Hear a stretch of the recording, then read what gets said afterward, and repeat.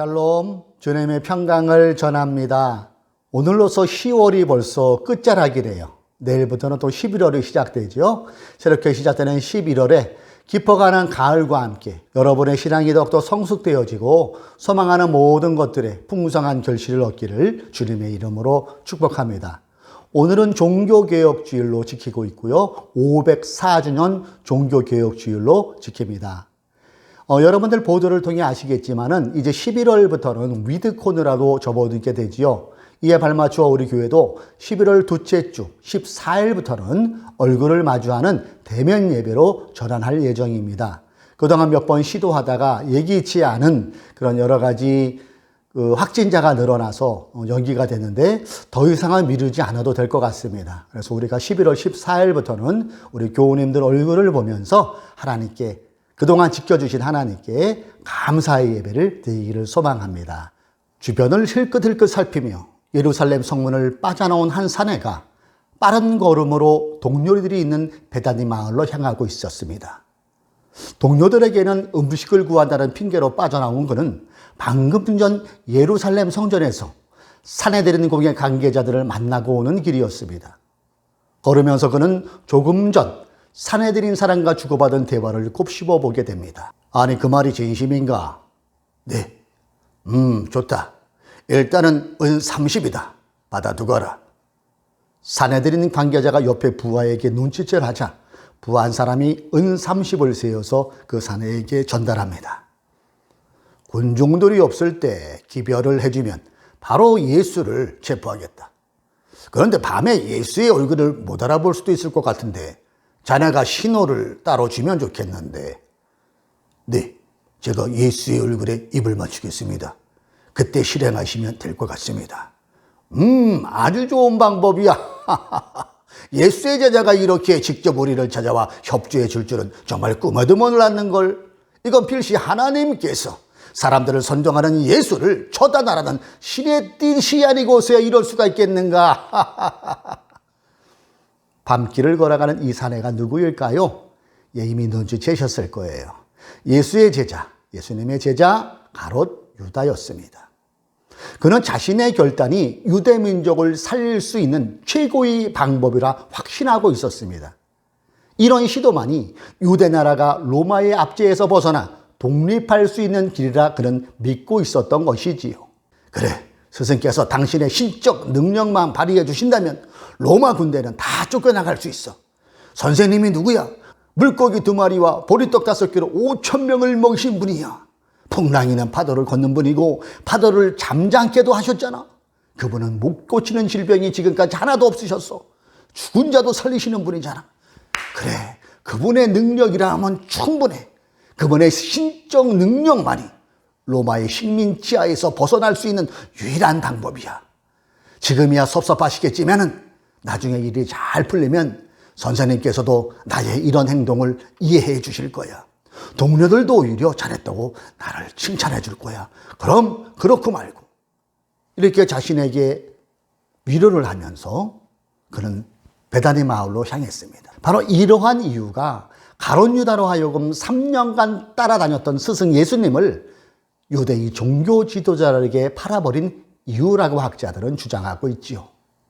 혹자는 가룟 유다가 하나님의 뜻에 의해 유다가 선택되어졌다고도 하는데 이러한 주장은 하나님을 잔인하게 만드는 설득력이 떨어지는 주장입니다. 또 다른 이유는 가룟 유다가 예수님을 판 이유가 당시 영지주의 이단들은 이렇게 주장합니다. 그들은 예수님께서 직접 가룟 유다에게 자신을 팔아넘겨줄 것을 부탁하셨다는 설입니다. 이 또한 설득력은 떨어집니다. 당시 가룟 유다는 젤롯당이라도 불리던 당건파 운동원 중에 일원이었습니다. 그들은 무력으로 로마를 물리치고 독립을 쟁취하려는 비밀결사 조직이었어요. 이 초승달 모양처럼 생긴 단검을 항상 품에 지니고 다니면서 친로마 인사들을 은밀하게 암살하고 다닌다 하여서 사람들은 그들을 단검파라고도 명명했습니다.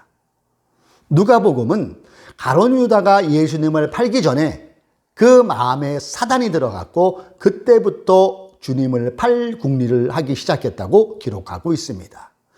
그 내용이 누가복음 22장 3절이지요. 12 가운데 하나인 가롯이라는 유다에게 사단이 들어갔다. 자, 그런데 여러분, 사단이 일방적으로 유다에게만 들어갔을까요?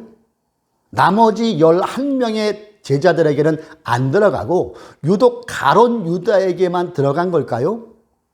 가롯 유다에게 뭔가 틈이 있어서 사단이 들어간 것 아닐까요? 그래요. 가롯 유다에게는 사단이 들어가기 좋은 틈 또는 구멍이 있었고 사단은 그 틈을 타고 유다의 마음속에 들어갔다는 것입니다. 그럼 가롯 유다의 틈이 무엇이었길래 사단이 그의 마음을 들어갔을까요? 자신의 스승인 주님의 신적 권능을 이용한 무력 사용, 그 스승의 왕위 등극과 동시에 자신에게 보장될 출세, 거기에 사내들인 공회가 이미 건네진 은 30이라는 돈은 이런 그의 결심을 굳히는데 촉매제가 되어 주었고 이것이 가롯 유다의 틈새가 되었다는 것이지요. 이 틈을 타 사탄이 파고들었다는 것입니다. 그럼 본문 10절에 기록된 12제자 가운데 하나인 가롯 유다만 주님을 배반했을까요? 나머지 11명은 배신 안 했습니까? 물론 제자들은 주님이 물어보실 때 절대 자신들은 배신하지 않겠다고 장담까지 했어요. 제자들을 대표해서 베드로가 이렇게 말한 게 그 밑에 보면은 마가복음 14장 27절에 보면은 나옵니다. 예수께서 제자들에게 말씀하셨다. 너희가 모두 걸려서 넘어질 것이다. 성경에 기록하기를 내가 목자를 칠 것이니 양떼가 흩어질 것이다 하였기 때문이다. 이런 주님의 말씀에 베드로가 발끈하지요. 29절을 보세요. 베드로가 예수께 말하였다. 모두가 걸려 넘어질지라도 나는 그렇지 않을 것입니다. 베드로 자신은 절대 주님을 배신하지 않겠다는 말이잖아요. 30절을 또 보세요. 예수께서 그에게 말씀하셨다. 내가 진정으로 너에게 말한다. 오늘 밤에 닭이 2번 울기 전에 내가 3번 나를 모른다고 할 것이다. 주님의 이 말씀에 베드로가 다시 한번 힘주어서 장담하고 또 장담합니다. 그 내용이 31절이죠. 그러나 베드로는 힘주어서 말하였다. 내가 선생님과 함께 죽는 한이 있을지라도 절대로 선생님을 모른다고 하지 않겠습니다. 나머지 모두도 그렇게 말하였다. 베드로를 뿐만이 아니라 나머지 10명의 제자들도 다 그렇게 장담했다는 것이잖아요. 그러나 이들의 절대로 주님을 배반하지 않겠다는 장담은 단 몇 시간도 못 지나고 뻥이었다는 걸 그들 스스로 증명을 하게 됩니다.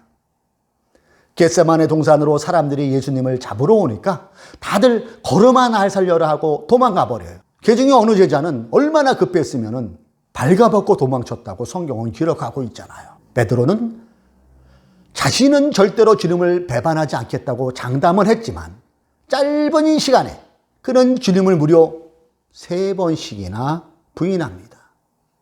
그러니까 배신의 시작은 유다로부터 시작된 거고요. 나머지 제자들 또한 다 주님을 배반했다는 것이지요. 우리는 어떻습니까? 베드로처럼 배신 안 한다고 여러분 장담할 수 있습니까? 우리 또한 베드로와 나머지 제자들처럼 주님을 배신할 가능성이 언제나 있다는 것을 알고 사는 건 중요합니다.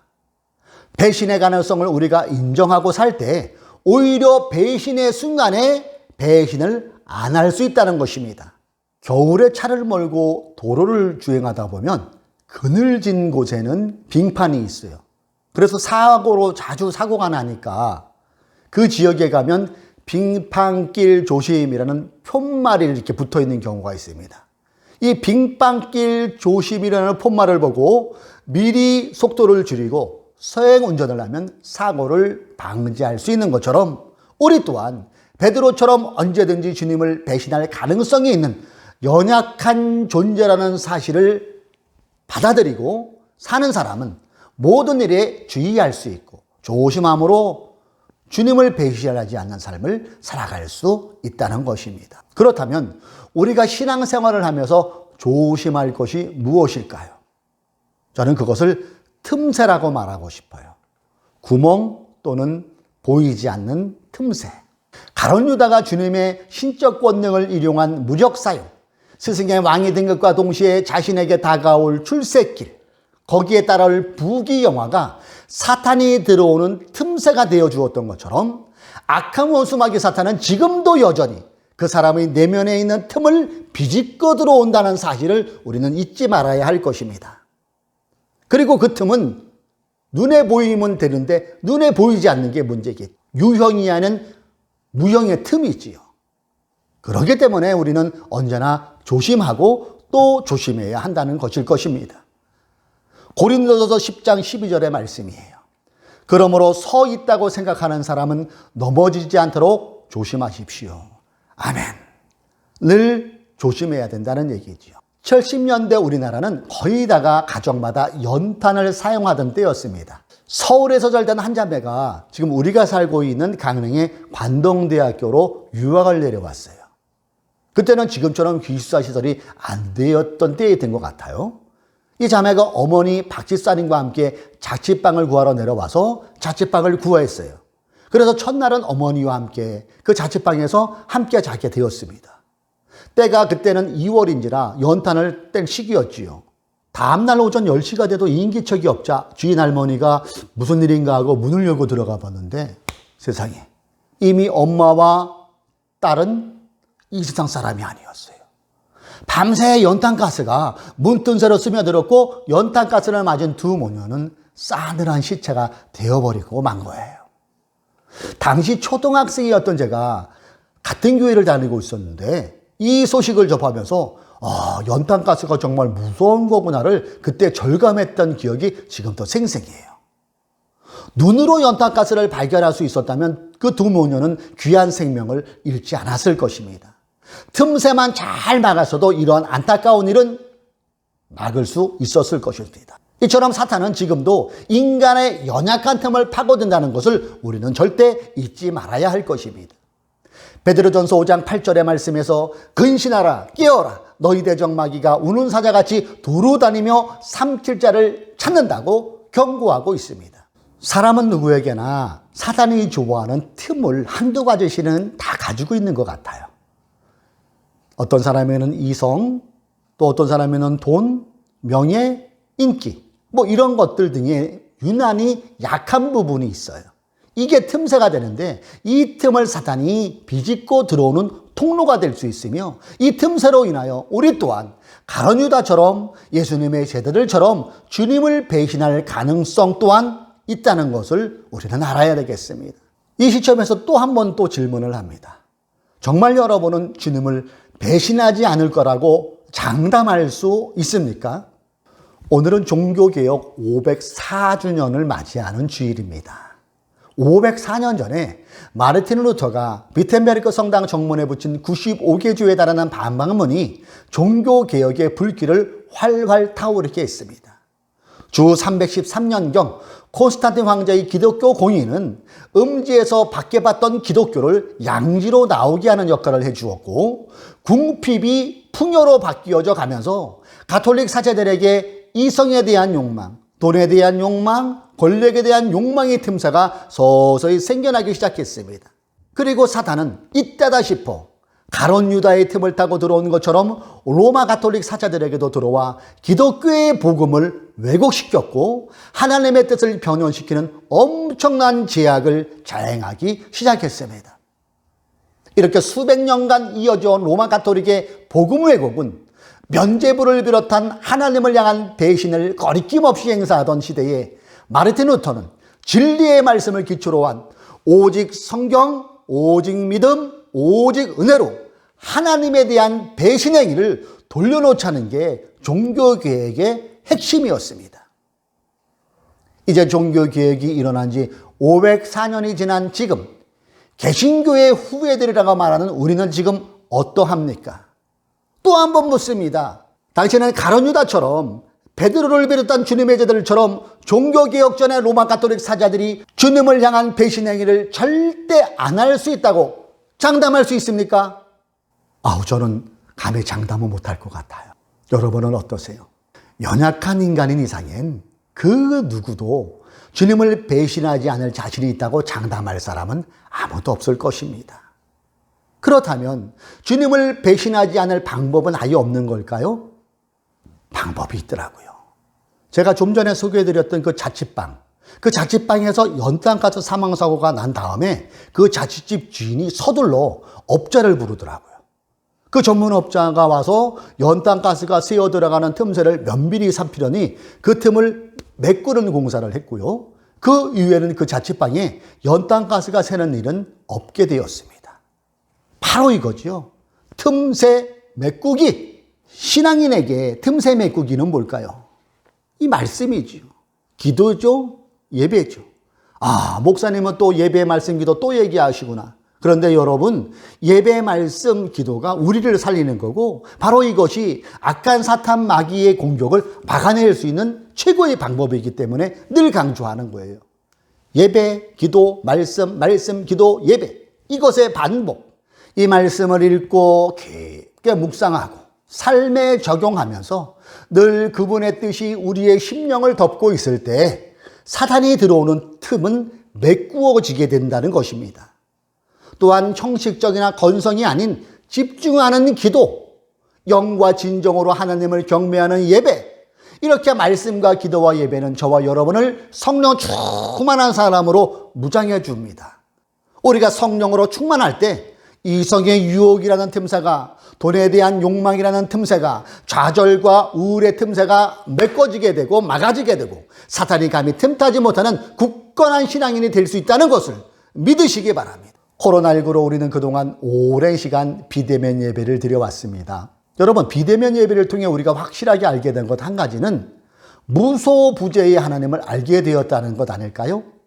소위 성전 안에만 갇혀 계시는 하나님이 아니라 어디에서나 주가 그리스도 되심과 그분을 믿는 자가 드리는 예배는 그것이 원룸이든 찬이든 출장지의 어느 곳이든 그 사람의 신령과 진정으로 예배하는 마음을 받으시고 은혜를 주시는 하나님이라는 사실을 그동안 우리는 유튜브 예배 공간에서 많이 체험했어요.